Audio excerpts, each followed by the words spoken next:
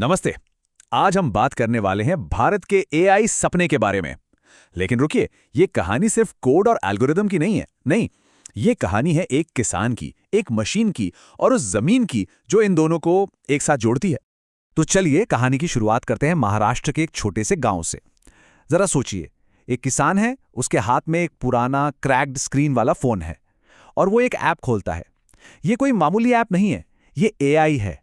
ये उसे बताता है आज बारिश होगी या नहीं, कौन सा बीज बोना सबसे सही रहेगा, और तो और कल बाजार में क्या भाव मिलेगा। शायद पहली बार कोई टेक्नोलॉजी उसकी अपनी भाषा में सीधे उससे बात कर रही है। जानते हैं, यही है भारत के एआई सपने का सबसे बड़ा, सबसे खूबसूरत वादा।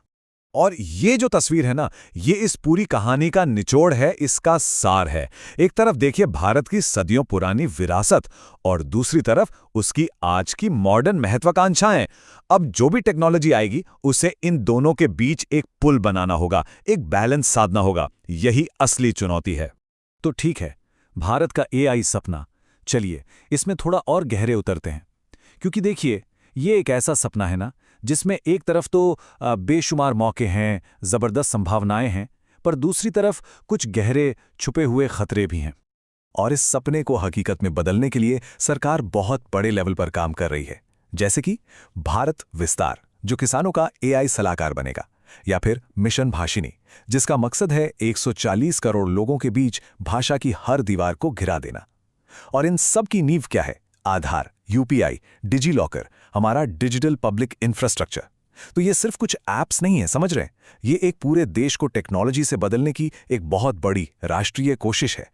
पर ये सब कुछ हमें एक बहुत ही बुनियादी, एक बहुत जरूरी सवाल पर लाके खड़ा कर देता है। सवाल यह है कि 140 करोड़ लोगों के लिए एआई कैसे बनाया जाए, वो भी ऐसे लोग जो इतने अलग हैं, इतनी विविधता है, और ये सब ऐसे करना है कि जो डिजिटल डिवाइड है, जो अमीर और गरीब के बीच की टेक्नोलॉजी की खाई है, वो और भी गहरी ना हो जाए। सच कहें तो यही वो सवाल है जिसके इर्द गिर्द हमारी आज की पूरी पड़ताल घूमेगी।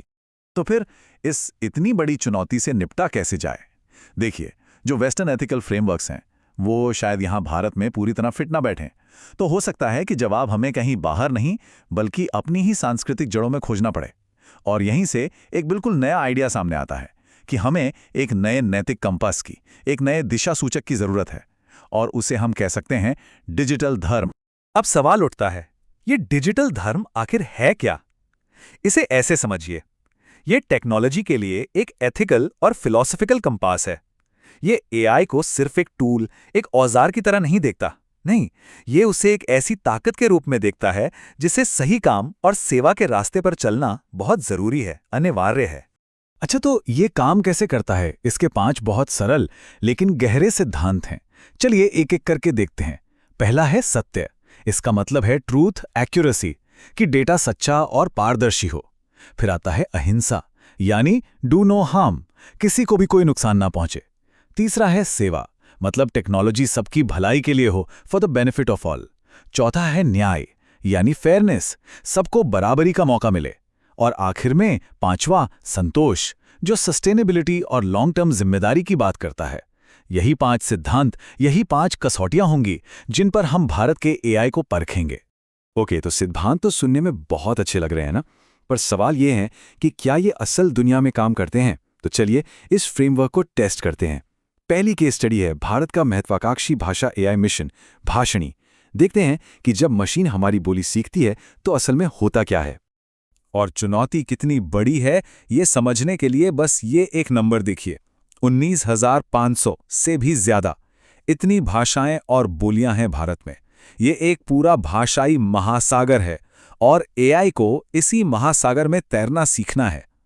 सोचिए इसका वादा कितना बड़ा है। एक वॉइस फर्स्ट इंडिया, यानी एक ऐसा भारत जहां आवाज ही काफी है। ये उन करोड़ों लोगों के लिए दरवाजे खोल सकता है जिन्हें पढ़ने लिखने में दिक्कत होती है। अब नागरिक को सिस्टम तक नहीं जाना पड़ेगा, बल्कि सिस्टम खुद नागरिक तक आएगा। ये वाकई में सबके लिए सेवा का सपना सच कर सकता है। लेकिन जैसे ही हम इस पर डिजिटल धर्म का लेंस लगाते हैं, कुछ बहुत गहरे सवाल उठ खड़े होते हैं। जैसे सेवा का सिद्धांत। ये सवाल करता है कि क्या एआई सिर्फ हिंदी और इंग्लिश जैसी बड़ी भाषाओं की सेवा के लिए है, या फिर संथाली और गोंडी जैसी छोटी भाषाओं के लिए भी? फिर आता है न्याय। ये पूछता है कि इन भाषाओं के डेटा का मालिक कौन होगा। क्या इसका फायदा उन समुदायों को मिलेगा जिनकी ये भाषाएं हैं, या सिर्फ बड़ी बड़ी टेक कंपनियों को। और आखिर में अहिंसा। ये हमें सोचने पर मजबूर करता है कि हेल्थ केयर या कानून जैसे किसी नाजुक मामले में एक छोटा सा गलत ट्रांसलेशन कितना बड़ा नुकसान कर सकता है। और यही हमें अहिंसा का असली गहरा मतलब समझ आता है। देखिए, अहिंसा का मतलब सिर्फ शारीरिक चोट ना पहुंचाना नहीं होता। अगर एक एआई गलत सलाह दे, ऐसी सलाह जो किसी की जान या रोजी रोटी छीन ले, तो वो भी एक तरह की हिंसा ही है। चलिए अब भाषा से निकलकर खेतों की ओर चलते हैं। अपनी दूसरी केस स्टडी में हम देखेंगे कि जब यही एआई खेत की मिट्टी पर उतरता है तो क्या होता है। हम बात कर रहे हैं एग्रीकल्चर एआई प्लेटफॉर्म भारत विस्तार की। और यहाँ पे जो सबसे बड़ा सवाल है वो ये है कि जब एआई किसान को सलाह दे रहा होता है तो क्या वो सिर्फ डेटा को सुनता है, या फिर वो किसान के उस तजुर्बे को भी सुनता है जो पीढ़ी दर पीढ़ी चला आ रहा है। ये मशीन के आंकड़ों और इंसान की सदियों की समझ के बीच का टकराव है। अब देखिए, कागज पर तो वादे बहुत शानदार हैं।